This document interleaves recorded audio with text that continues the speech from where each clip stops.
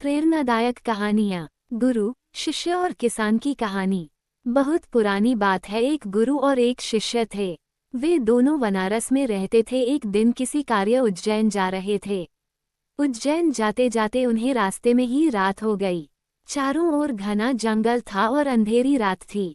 इस तरह रात्रि में जंगल में रुकना सुरक्षित नहीं था। रात होने पर भी दोनों चलते रहे, तभी उन्हें एक गांव दिखा है। गुरु और शिष्य दोनों ही गांव में चले गए। गांव में उन्हें एक झोपड़ी दिखलाई दी। गुरु ने शिष्य से कहा कि आज हम इसी झोपड़ी में रुकेंगे। गुरु और शिष्य दोनों झोपड़ी में गए और झोपड़ी का दरवाजा खटखटाया। झोपड़ी से एक गरीब आदमी बाहर आया और गुरुजी उस व्यक्ति से बोले, हम दोनों बहुत दूर से आ रहे हैं और रात्रि अधिक हो गई है।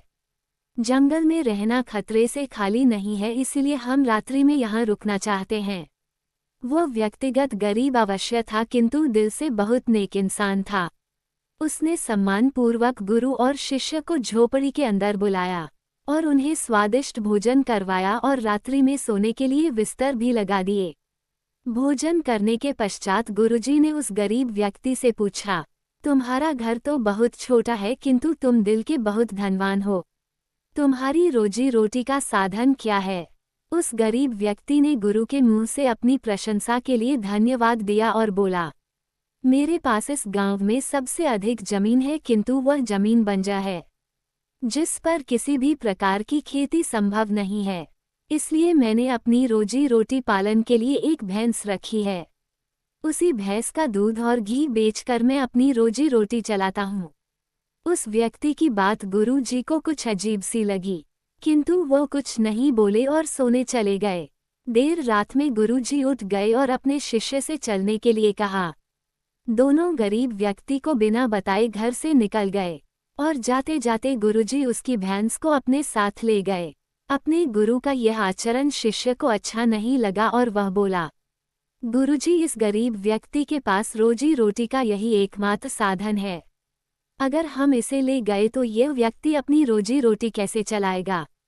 अपने शिष्य की ऐसी बातें सुनकर गुरुजी मंद मंद मुस्कुराए और शिष्य से बोले, आज से ठीक 10 वर्ष पश्चात तुम इसी स्थान पर आना और इस व्यक्ति से फिर से मुलाकात करना। भोर होने के पहले ही गुरु और शिष्य भैंस लेकर उस गांव से बाहर निकल गए। धीरे धीरे कई वर्ष बीत गए। 10 वर्ष बीतने के पश्चात चेले को गुरु जी की बात याद आई कि उसे फिर से गरीब व्यक्ति के घर जाना है। शिष्य फिर से उसी गांव गया। गांव जाते ही उसने देखा कि जिस स्थान पर झोपड़ी थी, ठीक उसी स्थान पर एक आलीशान मकान बना हुआ है।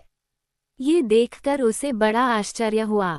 शिष्य मकान मालिक से मिलना चाहता था।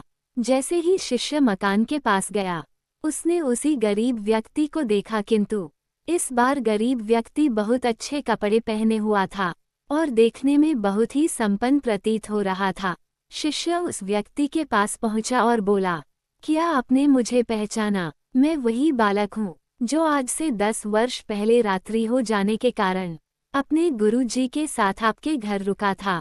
वो व्यक्ति झट से शिष्य की बातें सुनकर उसे पहचान गया और बोला, हाँ, मुझे बहुत अच्छे से याद है। उस रात्रि अगर आप लोग मेरी झोपड़ी में नहीं आए होते तो शायद आज भी मैं उसी दरिद्रता में जी रहा होता। उस रात आपके जाने के बाद मेरी भैंस भी कहीं चली गई थी और मेरे रोजी रोटी के लाले पड़ गए थे। मैंने अपनी बंजर जमीन पर मेहनत की और अथक परिश्रम के पश्चात उस जमीन को उपजाऊ बना लिया और अब उस बंजर जमीन पर मेरी हरी भरी फसलें लहरा रही है। इसी जमीन की बदौलत मैं आज इस गांव का सबसे संपन्न किसान बन गया हूँ। शिष्य को अब समझ में आया कि गुरु जी उस रात उस व्यक्ति की भैंस क्यों ले गए। शिष्य के मन में अब अपने गुरु के लिए पहले से भी कई गुना अधिक सम्मान था। शिक्षा। गुरु और शिष्य की इस कहानी से हमें शिक्षा मिलती है कि गुरु द्वारा लिए गए निर्णय देखने में भले ही कठोर लगे, किंतु वो लोगों की भलाई के लिए ही उठाए जाते हैं।